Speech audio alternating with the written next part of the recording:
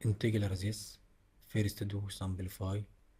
Write 3 over 4 times 1 over x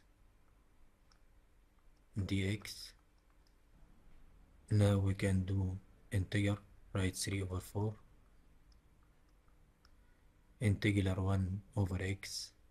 Take ln absolute value of x. Don't forget write c. Integral this. Add 1 to the power 3x becomes 3x squared. Divide by the new power, divide by 2, and we have 4. 2 times 4 equal 8. Don't forget write c.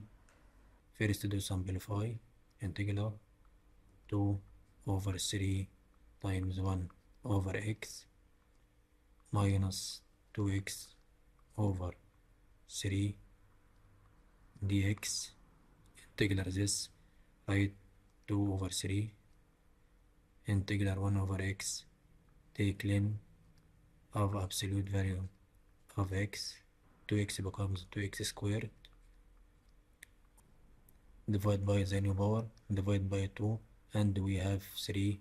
2 times 3 equal 6. Don't forget write c.